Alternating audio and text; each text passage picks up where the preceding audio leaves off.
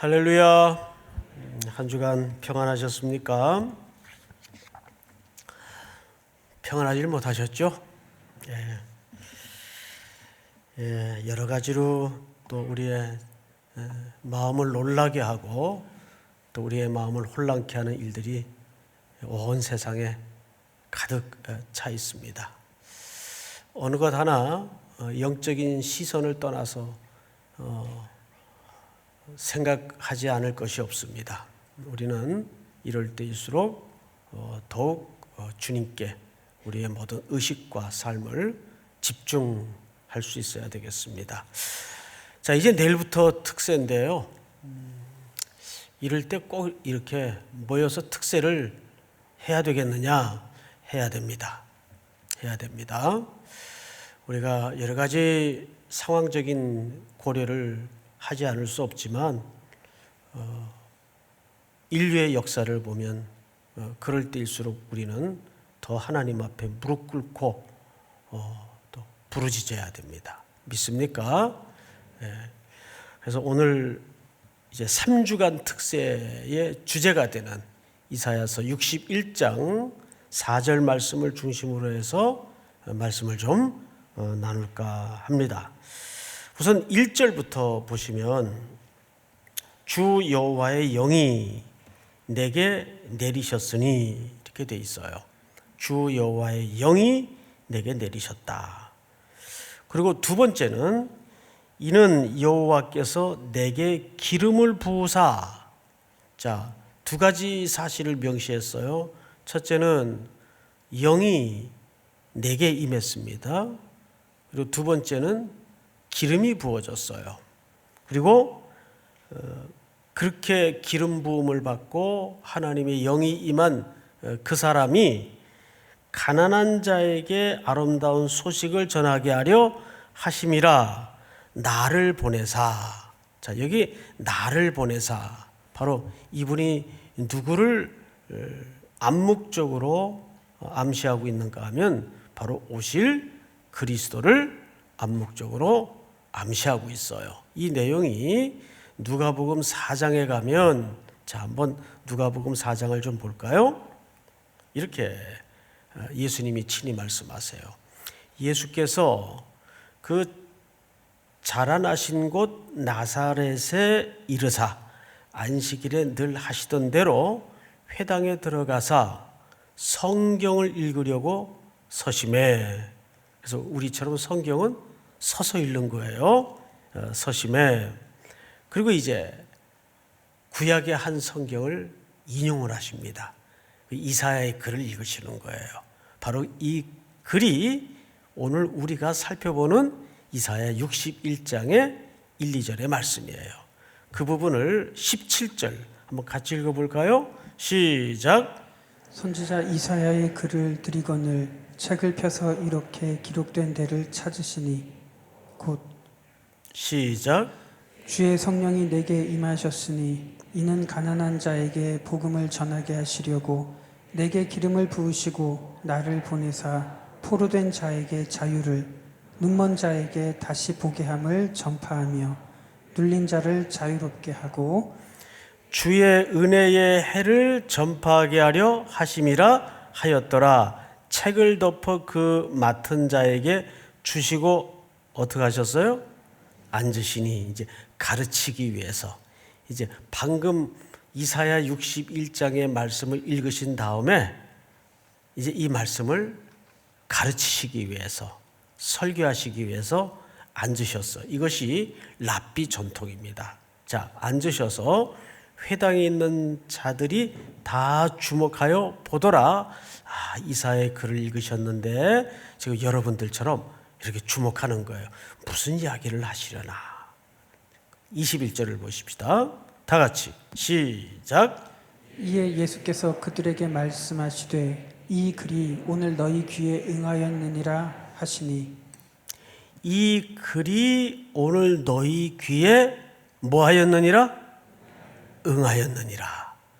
누구를 가리키는 거죠? 바로 예수님 자신을 가리키는 거예요. 그래서 오늘 이사야 61장을 눈을 돌려서 다시 보시면 이렇게 되어 있습니다. 주 여호와의 영이 내게 내리셨으니. 자, 영이 내리시고 또 이는 여호와께서 내게 기름을 부으사 가난한 자에게 아름다운 소식을 전하게 하려 하심이라. 나를 보내사. 자, 여기서 나를 보내사라는 말은 바로 누구를 보내실 것을 예표한 예언의 말씀이죠. 방금 누가복음에서 말씀하신 것처럼 예수님이 이사야의 글을 읽으신 다음에 이 말씀이 너희 귀에 응했다. 그 말은 예수님 자신을 가리키는 거예요. 그래서 마음이 상한 자를 고치시며 포로된 자에게 자유를, 갇힌 자에게 노임을 선포하며. 자, 여러분, 우리 팔복을 강해를 통해 들으면서 가난함이라는 정의를 배웠어요. 이 아나빔이라는 말은 어떤 정의를 가지고 있는가 하면 절대적으로 누군가의 도움 없이는 스스로 일어날 수도 생존할 수도 없는 파산된 상태를 고백하는 자들을 어떤 자라고요? 가난한 자라고 정의했습니다. 그 단어가 아나빔이에요. 그런데 오늘 이사야의 글도 보니까 가난한 자에게 아름다운 소식을 전하게 하려 하심이라. 그 가난한 자가 어떤 종류의 사람들이죠? 포로된 자, 마음이 상한 자, 갇힌 자, 이런 사람들이에요. 그러니까 이사야는 선지자들 중에 선지자 생활을 아주 오래 한 사람이에요. 그래서 이사야의 예언의 메시지를 보면 유다의 멸망서부터 이스라엘 백성들의 포로와 그리고 회복까지를 모두 예언한 몇 안 되는 선지자 중에 하나입니다. 근데 오늘 그 내용의 정점을 이사야 61장에서 소개하고 있는 거죠. 2절을 한번 보십시다. 제가 읽겠습니다. 여호와의 은혜의 해와 우리 하나님의 보복의 날을 선포하여 모든 슬픈 자를 위로하되. 자, 여러분, 여기 극단의 두 날을 이사야 선지자가 소개하는데 하나는 무슨 날이에요? 은혜의 날이에요. 은혜의 해. 또 하나는요, 보복의 날이에요. 근데 이 두 날은 사실 같은 날입니다. 어떻게 이 두 날이 같은 날일까요? 이 복된 소식을 받아들이는 자에게는 무슨 날이 될까요? 은혜의 날이 돼요. 그런데 이 복된 소식을 거절하고 거부하는 자에게는 바로 그 날이 무슨 날이 될까요? 보복의 날이 되고 심판의 날이 된다, 그 말이에요. 그래서 이 날은 다른 날이 아니에요. 같은 날이에요. 그러니까 모든 우리 인생사의 정황이 사실은 똑같습니다. 이런 엄중한 시대에도 이것이 어떤 이에게는 은혜로 바뀌는 기간이 되는가 하면 어떤 이에게는 말 그대로 질병의 공포와 두려움에 자멸되는 인생이 있을 수 있다, 그 말이에요. 이럴 때일수록 피조된 연약함과 한계를 설정하고 정말 창조주 하나님의 구원의 은혜밖에는 도리가 없구나, 이렇게 나아가는 사람이 있는가 하면 오히려 이 질병의 공포와 두려움에 짓눌려서 소멸되어 버리는, 지금 이구동성으로 가장 많이 사용하는 단어와 언어가 위기라는 단어입니다. 위기. 그 말이 틀리지 않습니다. 위기 맞아요. 지금 이거 위기 아니야, 이렇게 말하는 사람도 그건 정신이 나간 사람이죠. 위기예요. 근데 어쩌면 이 위기는 명확한 위기입니다. 코로나라는 질병이 우리에게 위기감을 줘요. 근데 이 위기는 무슨 위기라고요? 어떤 의미에서는 명확한 위기예요. 왜 명확한 위기일까요? 백신이 개발이 되고 마스크 쓰고 방역 잘하고 질병을 퇴치하면 극복하면 해결되는 위기예요. 그런 위기에서 코로나19라는 위기는 명확한 위기입니다. 근데 진짜 위기가 뭘까요? 진짜 위기는 우리가 이런 기회를 통해서 그동안 우리가 너무 분주한 일상과 또 신앙생활을 하느라고 미처 무너지는 줄도 모른 채 살피지 못했던, 이미 내 속에 무너져 있는 그것을 보지 못하는 게 더 심각한 위기입니다. 그래서 이번 3주간의 특세는 우리가 이런 발상의 전환을 좀 했으면 좋겠어요. 회복, 새로 고침. 도대체 뭘 새로 고치자는 거냐? 우리가 옛날에 빽빽이 앉아가지고 다시 마스크 없이 방역 과정 필요 없이 원래의 일상으로 돌아가는 게 우리의 목표여야 하느냐? 그것이 과연 새로 고치는 것이냐? 그게 우리의 목적이 되어서는 안 돼요. 우리의 새로 고침의 목적은 그동안 우리가 내 안에 또 우리 신앙 안에 무너져 있었는데도 미처 그것을 황폐한 상태인 줄 모르고 살아왔던 그것들이 본질적으로 회복되고 새로 고쳐지는 기회이어야 합니다. 믿습니까? 그런 의미에서 이 코로나라는 위기는 어떤 의미에서 명확한 위기지만 더 심각한 위기는 자기 영혼 속에 우리 기독교의 신앙의 내재 속에 무너져 있는데, 황폐해 있는데 그걸 깨닫지 못하고 듣지 못하고 보지 못하는 눈, 그것이 어쩌면 우리 기독교 안에 더 심각한 위기일 수가 있어요. 자, 그러면 4절을 한번 볼까요? 이번 특세의 주제가 되는데 4절을 좀 보겠습니다. 그들은 오래 황폐하였던 곳을 다시 쌓을 것이며 옛부터 무너진 곳을 다시 일으킬 것이며 황폐한 성읍 곧 대대로 무너져 있던 것들을 중수할 것이며. 우리 한번 다시 같이 읽도록 하십시다. 시작. 그들은 오래 황폐하였던 곳을 다시 쌓을 것이며 옛부터 무너진 곳을 다시 일으킬 것이며 황폐한 성읍 곧 대대로 무너져 있던 것들을 중수할 것이며. 자, 여기 보시면 세 가지로 좀 구분을 할 수가 있는데, 첫째, 다시 쌓을 것, 다시 쌓을 것. 두 번째, 다시 일으킬 것. 세 번째, 중수할 것. 근데 이 세 가지에 대한 명령의 공통점이 뭐예요? 황폐하였던 곳, 황폐하였던 곳. 그것도 어떤 상태로 황폐하였던 곳입니까? 오랫동안 황폐하였던 곳. 그러니까 이것이 코로나를 얘기하는 게 아니에요. 믿습니까?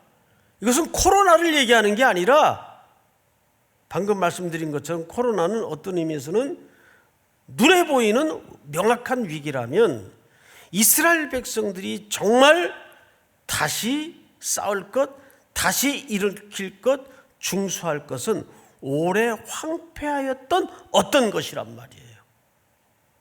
물론 눈에 보이는 것은 그들의 고토예요. 예루살렘 성이요, 그들의 고향 땅이 지금 다 황폐되어 있어요. 그럼 과연 그 황폐가 어떤 것을 말하는 것인가? 그러니까 무너진 성을 말하는 것일까? 농사 지을 사람도 없는 폐허가 되어버린 식물 하나 자랄 수 없는 방치된 고향 땅을 얘기하는 것일까? 이사야 선지자는 그렇게 얘기하지 않아요. 자, 우리 이사야 1장을 한번 띄워주세요.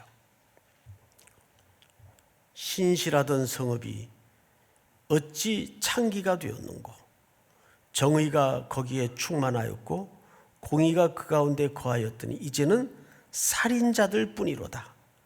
네 은은 찌꺼기가 되었고 네 포도주에는 물이 섞였도다. 다 같이 시작. 내 고관들은 패역하여 도둑과 짝하며 다 뇌물을 사랑하며 예물을 구하며 고아를 위하여 신원하지 아니하며 과부의 송사를 수리하지 아니하는도다. 뭘 고발하고 있습니까? 황폐한 땅입니까? 무너진 성터를 얘기하는 겁니까? 그들의 무너진 마음을 얘기하는 거예요. 그들의 무너진 심령을 얘기하는 거예요. 하나님의 말씀이 전혀 실행되지 않고 지켜지지 않고 준행되지 않았던 이스라엘 백성들의 탐욕과 정의가 무너지고 공의가 망가진 상태의 심령을 고발하고 있는 겁니다. 1장 11절로 되돌려서 한번 다시 볼까요? 여호와께서 말씀하시되 너희의 무수한 재물이 내게 무엇이 유익하뇨? 그들이 종교적으로는 얼마나 정성껏 제사를 드리고 제물을 준비하고 종교의 행위를 강조했습니까? 무수한 제물이 내게 무엇이 유익하뇨? 나는 수량의 번제와 살진 짐승의 기름에 배불렀고 나는 수송아지나 어린 양이나 수렴새의 피를 기뻐하지 아니하노라. 여호와께서 기뻐하시는 제사는 가난한 마음이었어요. 상한 심령이었어요. 그런데 이들이 포로로 붙들려가고 이 땅에서 뽑혀지기 직전까지의 이스라엘과 유다의 백성들의 상태는 엄청난 예배와 엄청난 제사와 엄청난 제물은 하나님 앞에 형식을 바리바리 싸들고 들어와 바쳤는데 성전문을 나서면 전혀 과부를 돌아보지 않고 정직을 실행하지 않고, 그러니까 구약을 매듭짓는 말라기 선지자는 이런 처절한 글을 썼어요. 말라기 1장을 한번 보십시다. 다 같이 시작. 만군의 여호와가 이르노라. 너희가 내 제단 위에 헛되이 불사르지 못하게 하기 위하여 너희 중에 성전 문을 닫을 자가 있었으면 좋겠도다. 내가 너희를 기뻐하지 아니하며 너희가 손으로 드리는 것을 받지도 아니하리라. 아멘. 말라기 선지자는 뭐라고 우리에게 애통한 마음으로 이 글을 남겼을까요? 하나님은 그렇게 삶의 순정 없이 종교적인 형식으로만 가져오는 그 예물에 실어버린 바가 되었다. 그거 그만하자. 성전문을 누가 닫았으면 좋겠다. 성전문을 닫을 자가 있었으면 좋겠다. 그리고 침묵의 400년이 지나갑니다. 성전문은 닫혀요. 얼마나 무시무시한 얘기입니까? 이스라엘의 황폐는 바로 여기에 있었어요. 그 본질이. 수많은 예배, 수많은 성경 공부, 수많은 예물은 드려졌는데 사회는 점점 썩은 내로 진동을 하는,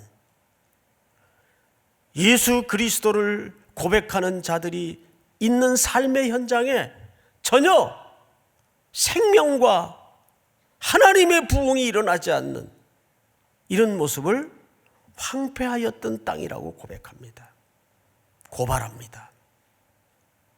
그런데 하나님은 이 백성들을 뽑아서 저 먼 아수르 그리고 바벨론에 던져버렸어요.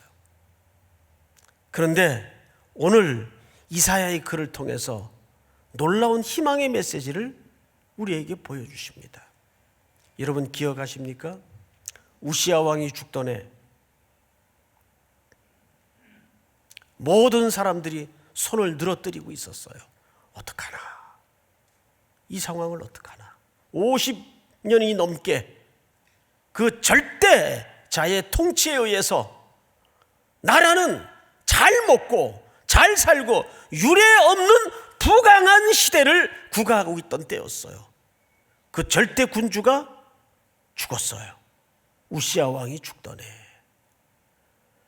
성전 그리고 성 안팎으로 흉흉한 소문이 돌았습니다. 이제 이스라엘은 끝났다. 이 민족은 이제 끝났다. 더 이상 희망이 없다. 입을 가진 자마다 저마다 가짜 뉴스에 헛소문에 춤을 추기 시작했습니다. 그때 한 사람 이사야 선지자가 성전 안에 들어앉습니다. 이 성전 안에 들어앉습니다. 그리고 이 선지자는 아무것도 할 수가 없는 상황 앞에 무기력하게 앉아 있는데 하나님께서 그 선지자에게 하나님의 나라의 성전의 그림을 보여주세요. 유명한 이사야가 본 환상입니다. 보좌가 있는데 거기 하나님이 앉아 계세요. 근데 놀랍게도 그 앉으신 이의 옷자락이 이 지상 성전에 꽉 드리워져 있어요. 보좌에 앉으신 이의 옷자락이 이 지상 성전에 꽉 드리워져 있어요. 뭘 얘기하는 걸까요? 모두가 망했다, 끝났다, 절망이다 고발하고 소리치고 울부짖을 때 하나님은 그 그림을 통해서 이사야에게 뭘 말하고 싶었던 걸까요? 뭘 보여주고 싶었던 걸까요? 그럼에도 여전히 이 땅은 내 주관과 내 통치 아래에 있다. 그래서 그분의 하늘 성전의 보좌에 앉으신 이 옷자락이 지상 성전에까지 드리워져 있는 겁니다. 그 하나님의 영광에 눈뜬 이사야가 화로다 화로다 나여 망하게 되었도다. 천사가 화젓가락으로 이사야의 어디를 지집니까? 입입니다. 입. 입은 뭐 하는 기관이죠?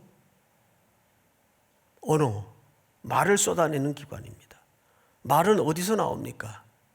말이라는 것은 그 사람의 가치관과 시대의 정서와 철학과 모든 것을 담아내는 총합니다. 나는 입술이 부정한 자라 화로다 나여 망하게 되었도다. 이 백성 중에 한 사람 같은 자기의 죄를 보게 됩니다. 하늘 성전의 그림을 보면서 이사야는 먼저 자기 안의 죄를 봅니다. 위로는 하나님의 비전을 만나게 되자 안으로는 자기 안의 죄를 보게 됩니다. 그리고 마지막으로 이사야가 본 또 하나의 그림이 뭐였죠? 세상의 죄를 애통하게 돼요. 하나님이 묻죠. 누가 갈까? 누가 갈까? 이사야가 내가 여기 있나이다. 나를 보내소서. 내가 여기 있나이다. 나를 보내소서. 하나님은 이런 기회를 통해서 하나님의 백성들을 단순히 회복시키는 게 목적이 아니에요. 이 회복을 통해서 하나님의 존귀와 영광과 칭송이 국경과 민족을 넘어 열방이 보도록, 열방이 깨닫도록, 거기까지가 하나님의 큰 그림이었어요. 우리 이사야서 61장 6절을 한번 보세요. 다 같이 한번 읽어볼까요? 6절 시작. 오직 너희는 여호와의 제사장이라 일컬음을 받을 것이라. 사람들이 너희를 우리 하나님의 봉사자라 할 것이며 너희가 이방 나라들의 재물을 먹으며 그들의 영광을 얻어 자랑할 것이니라. 아멘.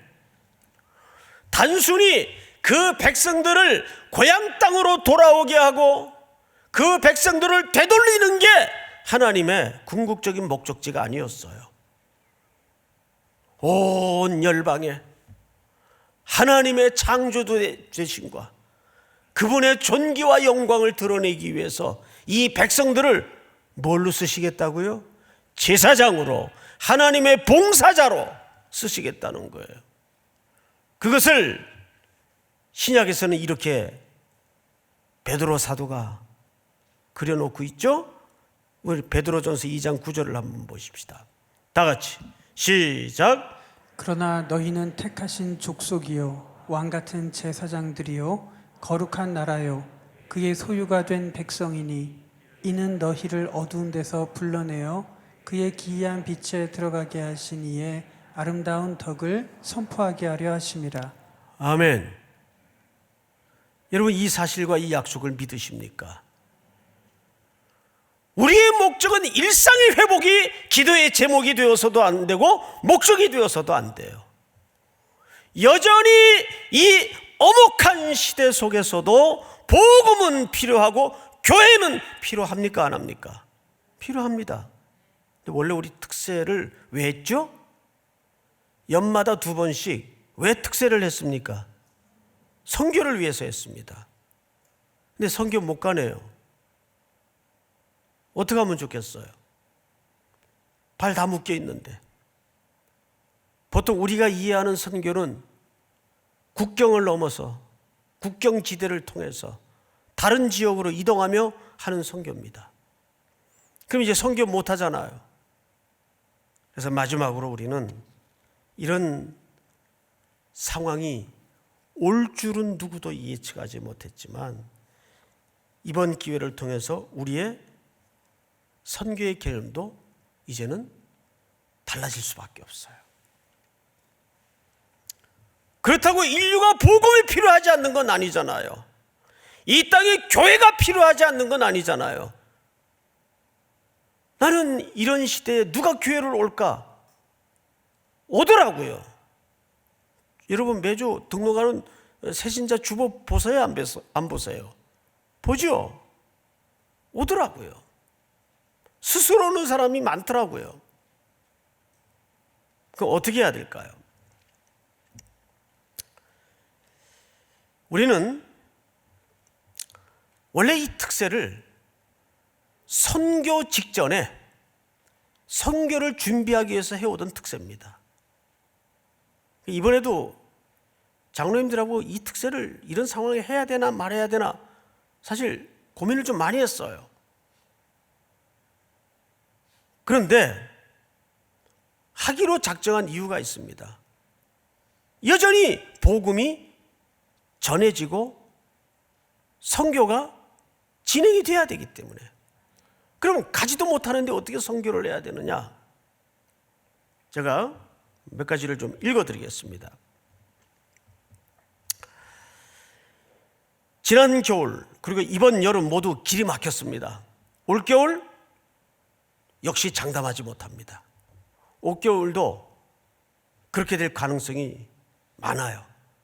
이것이 언제까지 장기화 될지 몰라요. 특히나 국경과 지역을 옮겨 다녀야 되는 해외 선교가 우리에겐 치명적일 수밖에 없습니다. 그리고 각 교단마다 선교사님들이 지금 3분의 1 이상이 다 철수해 있어요. 본국으로. 뭐 비자 취득이라든지 입국, 체류, 이동, 현지 모임, 교육, 훈련 다 지금 불가한 상태입니다. 선교 떠났는데 거기서 2주 격리되고 또 돌아와서 또 2주 격리하고 그 누가 선교를 가겠어요? 직장 다니는 분들이. 그렇잖아요. 학생들도 마찬가지고. 그런 점에서 우리는 선교에 대해서 어떻게 새로운 시각을 열어야 될 것인가? 분명한 것은 사람들에게 여전히 예수 그리스도의 복음과 교회가 필요하다는 것은 불변의 진리입니다. 믿으시죠? 불변의 진리입니다. 그러나 우리가 선교하는 방식에 있어서는 이제 변화를 가져올 수밖에 없어요. 어떻게 해야 되느냐? 그것은 우리 삶 자체가 이제는 우리 인생 자체가 선교사라는 새로운 인식을 가져야 됩니다. 온라인이든 자기가 일터에서든 우리는 존재 자체가 선교사예요. 믿습니까? 그러니까 어떤 의미에서는 과거에는 확실하게 여름 2달, 겨울 2달, 1년에 넉 달을 우리가 선교를 했다면 이제는 어떻게 바뀌어야 될까요? 1년 365일, 1년 12개월, 매일이 선교의 현장입니다. 그렇게 우리의 생체 리듬을, 인식의 리듬을 바꿔야 돼요. 매일 선교 현장입니다. 이 질병으로 시작된 경제적인 위기, 공동체의 약화, 미래에 대한 불안, 소외된 약자들의 고통, 사람들 간의 경계와 불신, 극단적 개인주의, 이것들이 현재 우리 사회가 직면하고 있는 어려움이에요. 그러면 교회는 이럴 때일수록 더 그들 속에 진정한 이웃이 되는 고뇌를 가져야 됩니다. 그렇지 않겠어요? 더 그들에게 진정한 이웃으로 다가가는 고뇌를 가져야 돼요. 과거의 선교보다 더 힘겨운 선교가 될 수가 있습니다. 그러한 신뢰성 안에서 우리는 매일 1년 365일 전도가 이루어지고 선교가 이루어져야 돼요. 이 세상의 급격한 변화는 더 이상 과거와 같은 한국교회가 시행했던 단기적인 그런 어떤 말하자면 이벤트성 이런 선교를 이제는 불가하게 만들었어요. 이제는 선교가 일상이 되어야 되고 일상이 선교가 되어야 되겠다는 더 본질적인 선교로 우리는 파고들어야 됩니다. 그래서 선교적인 존재로 이제는 살아야 돼요. 믿습니까? 선교적인 존재로 살아야 돼요. 이것이 우리가 회복해야 될 선교의 정체성이에요. 이를 위해서는 무엇이 먼저 선제적으로 회복이 되어야 될까요? 우리의 내적인 상태입니다. 우리의 내면의 상태가 근본적으로 새로워지지 않으면 이러한 일상으로서의 선교는 불가합니다. 그러다가 또 하나님께서 방법을 열어주시고 길을 열어주시면 우리는 또 해외로 국경을 넘어 가야죠. 어떤 모임도 만들고 가야죠. 그러나 사단이 여러 가지 지혜로운 전략을 짜서 우리의 손발을 묶는다고 지금은 선교, 전도 안 하는 시간이다. 이렇게 넉넉히 있을 수는 없잖아요. 묶이면 묶이는 대로 해야 돼. 사도 바울 보세요. 감옥에 묶이니까 묶인 채로 자기를 감시하는 4명씩 감시하는 16명의 병사들에게 지긋지긋하게 복음을 전하는 거예요. 그러니까 바울에게는 묶여있는 것이 중요한 게 아니고 갇혀있는 게 그렇게 중요한 문제가 아니었어요. 묶여있으면 어떻고 갇혀있으면 어떻고 풀려나면 어떠냐?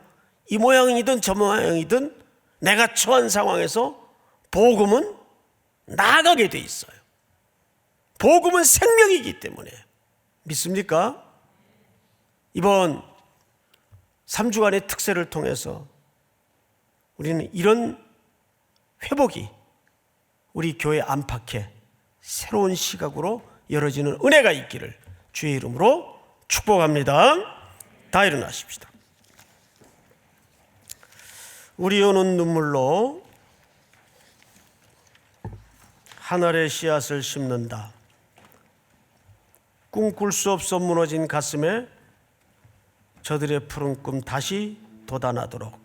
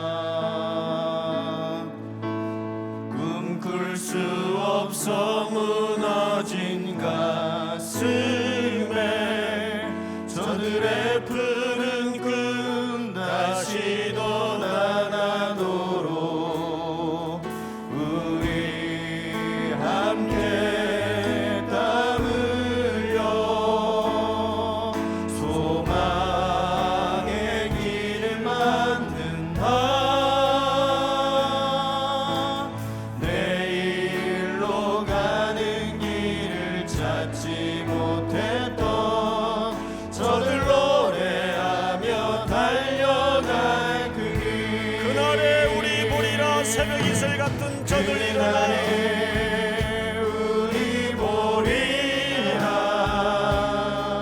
새벽 이슬 같은 저들 일어나.